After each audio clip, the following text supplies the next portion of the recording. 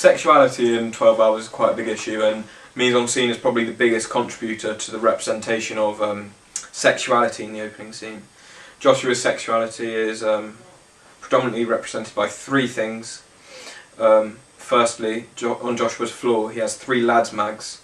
This is in the first shot of the day sequence, and it kind of shows that Joshua is of an age where he may be sexually active. This is then reinforced by the good clean tackle boxes, which are given away free with chlamydia tests. This shows that Joshua is certainly active and well, sexually, and that he may sleep around. Finally, Joshua's sexuality is reinforced by the girl in his bed, and the close-up of the fact there are no close-ups of the girl suggests she may be unimportant to the protagonist and suggests she may be just another number. A typical male, when it comes to gender, is the use of mise en scene as well. This is shown much similar to sexuality by the use of lads' mags on the floor. However, other aspects such as the beer glasses also help. The beer glass is important because beer and lager and pubs is something more often associated with men than women, and quite stereotypical men. This is why we chose to have a beer glass rather than a champagne glass. The woman in the scene is not particularly important, or so we think, and this is done by the camera never focusing on her, and it doesn't focus on her as it does with the male characters. Age is represented quite stereotypically throughout our media project 12 Hours. For instance, in the night sequence, young people are represented as violent and quite thuggish. This is shown in dialogue. He also comes across as very angry, as is done in other forms of the media. For example, newspapers with such headlines of the youth today and the glorification of ASBOs in youth culture. The soundtracks juxtapose as the violent, almost aggressive non-diegetic sound, the night sequence, and the calm ordinariness of the day sequence. Both songs being in the popular charts gives a very strong representation of age and two social groups, that of chavs, night sequence, and that of more indie-styled people in the day sequence. This also represents the main characters in the film. The ethnicity of young working-class Irish teens shown is stereotypical, as is Joshua's representation. Both seem to keep to codes and conventions of similar representation in other British drama films. For example, Seamus is quite similar to that of Mickey O'Neill in Snatch. Seamus purposely knocks out Joshua in one hit, as Mickey O'Neill does in Snatch. This adds aspects of intertextuality to the opening. These violent and temperamental actions are in keeping with the stereotypical Irish codes. On the other hand, we have Joshua, who is in keeping with the British code by wearing a Harrington jacket and a polo shirt. Our main target audience for the film 12 Hours would be 16 to 24 year olds. This is because the nature of the product uses themes such as violence and sex. Therefore the target audience can relate to things within the opening, such as the narrative, the music and the characters used. For the music, we have chosen music that's within the charts, and therefore people within the target audience listen to this stuff. It would be inappropriate if we chose to use, say, a 60s jazz track, because the target audience wouldn't like that sort of music. Also, the characters' classes would fit in, because Joshua's kind of from a background where the characters within the audience would relate to his life. Also, the narrative we've chosen, the kind of storyline, the characters have a life which the majority of people in the target audience could relate to. The audience should be attracted by the narrative because the target audience will be able to relate to the situations within the film. For instance, having to choose between two girls and the consequences of each. Narrative like this relates to the target audience, and therefore they will be intrigued to see how the situation happens and how it's corrected. The soundtrack of 12 Hours should also appeal to the target audience because of its modern nature. This is because the music is in the charts at the moment and the soundtrack is not too dissimilar from that of the groups such as Chase and Status. In turn, this should appeal to the target audience because this too allows the viewers to relate to the media product. The range of characters in 12 Hours means that different subsections of the target audience can more closely relate to the characters.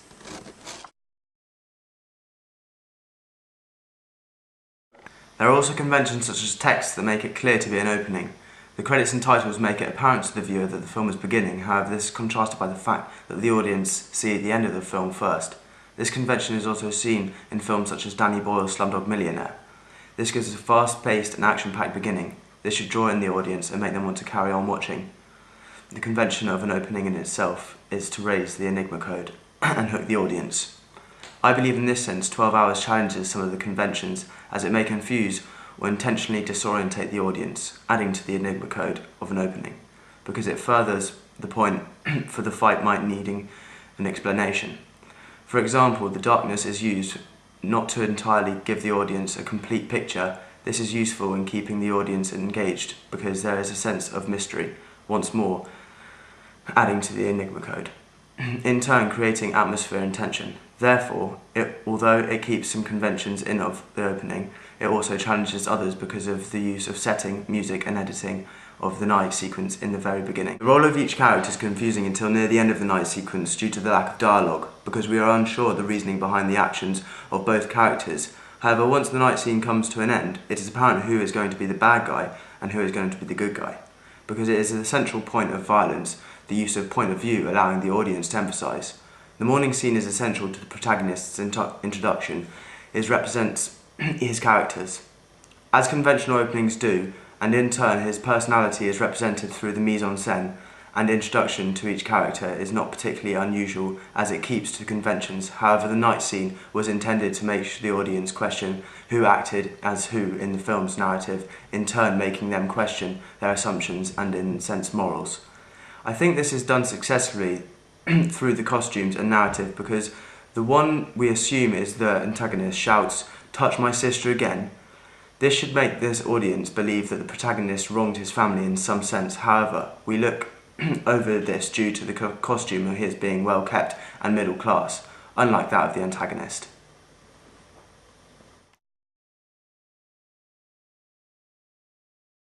What kind of media institution might distribute your media product and why? Is the question there. So, good one. Yes. Yeah, it is a good one actually. Right. Well, first of all, I believe that an institution such as Film 4 may help to distribute our media product. Yeah.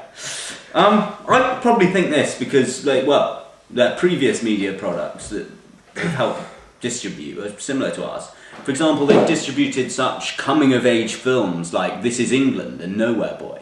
These films focus on a young male attempting to find his path, and all of them have previously unknown actors and producers.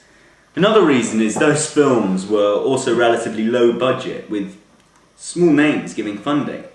It's this independent and up-and-coming reason I believe an institution such as Film 4 would distribute our media product. The low budget factor of the film may also appeal to more B-rated and art house distribution companies.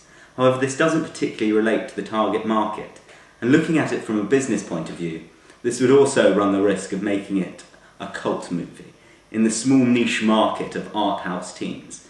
On the other hand, this wouldn't be so much of an issue if the marketing of the film was strong and advertising campaigns focused on the web in turn, creating a viral marketing aspect similar of that previously used by Shank and the TV drama Misfits.